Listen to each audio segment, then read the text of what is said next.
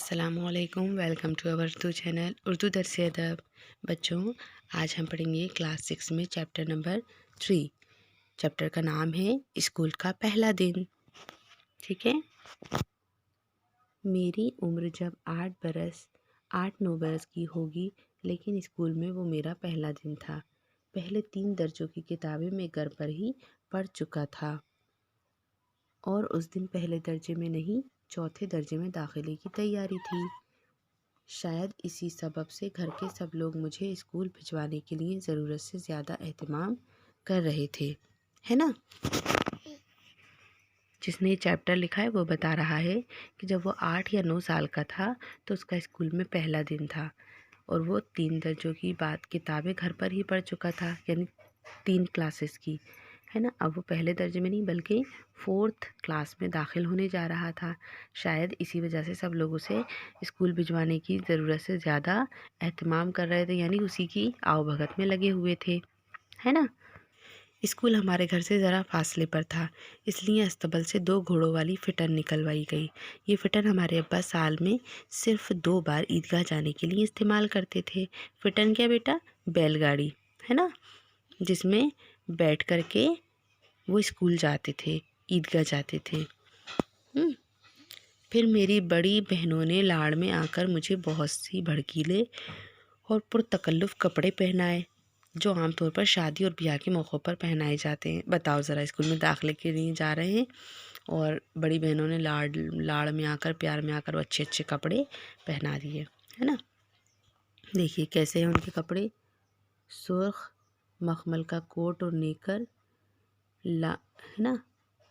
ہرے کلر کا مخمل کا کوٹ تھا اور نیکر تھا، پیازی رنگ کے موزے تھے اور سفید جوتے تھے۔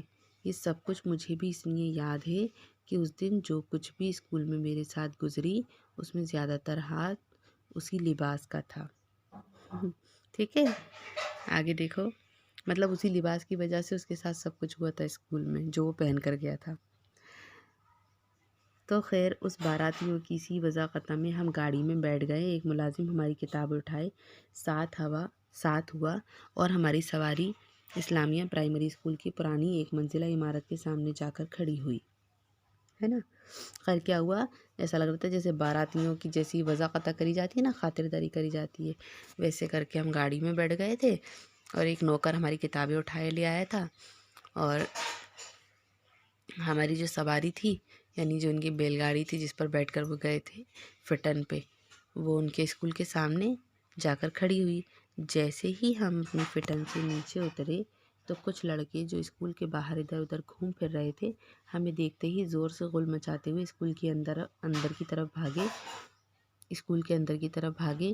لوگوں کا شور سن کر 1-2 ماسٹر صاحبان ہڑبڑا کر باہر نکل آئے، ہے نا؟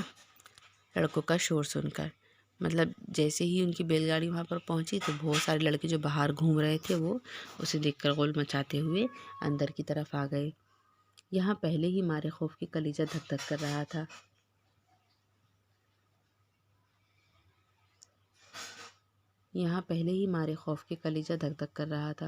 اس شور اور ہنگامے کی وجہ سے اوسان اور بھی خطا ہو گئے۔ ملازم کے پیچھے پیچھے بہت آہستہ آہستہ مری ہوئی چال میں جب ہم نے اپنے اسکول کے اندر قدم رکھا تو ہر طرف سے بے شمار آنکھیں یوں گھورتی ہی رہیں۔ پہلے ہی بیچارہ ڈرا ہوا تھا، ہے نا؟ اور پھر جیسے یہ شور اور ہنگامہ سنا تو اور بھی زیادہ حیران ہو گیا، تو وہ اپنے نوکر کے پیچھے پیچھے مری ہوئی چال میں اسکول کے اندر جا رہا تھا، اور ہزاروں آنکھیں اسے گھورتی ہوئی نظر آئیں، جیسے کوئی چڑیا کا گھر کا جانور اسکول میں آ گھسا ہو۔ تھوڑی دیر بعد چوتھے درجے کے ماسٹر صاحب مجھے کمرے میں ساتھ لے گئے اور کہا، جہاں جی چاہے بیٹھ جاؤ۔ ہمارا شہر بھی غریب تھا اور اسکول بھی غریب، پڑھنے والے بھی غریب تھے اور پڑھانے والے بھی غریب۔ کمرے میں مٹی کے فرش پر کٹا پھٹا سا ٹاٹ بچھا ہوا تھا، اور اس پر ویسے ہی کٹے پھٹے کپڑوں والے بہت سے لڑکے بیٹھے ہوئے تھے۔ میں جب ان میں جا کر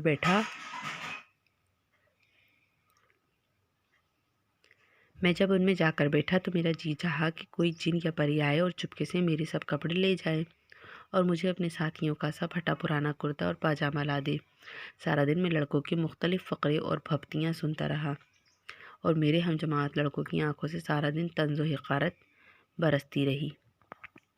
طنز و حقارت سے مطلب وہ لوگ تانے ٹائپ سے مارتے رہے، ہے نا۔ اب وہ لوگ تو بیچارے جو لڑکے تھے وہ غریب تھے، چھوٹے چھوٹے جو لڑکے اسکول کے تھے، تو وہ تو اپنی فقرے سنا رہے تھے، اسے بھپیاں سنا رہے تھے۔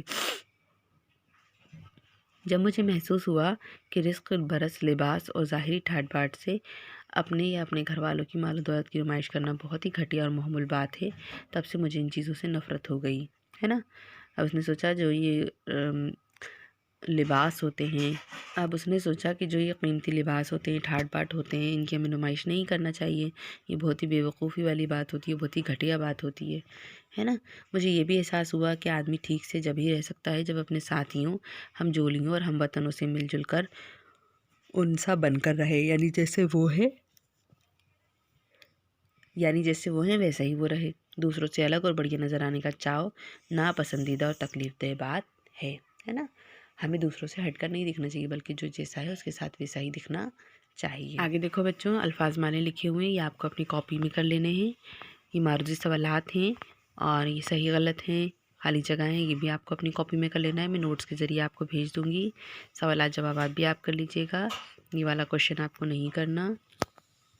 آگے دیکھیے، یہ املا درست کرنا ہے، املا درست یعنی اسپیلنگ صحیح کرنا ہے، جو غلط اسپیلنگ دی ہوئی ہیں، ہے نا۔ یہ واحد الفاظ دیے ہیں، ان کی آپ کو جمع لکھنا ہے۔ یہ متضاد دیے ہیں، اپوزٹس لکھنا ہے، ٹھیک ہے۔ یہ الگ الگ ورڈ دیے ہیں، ان کو جوڑ کر لکھنا ہے۔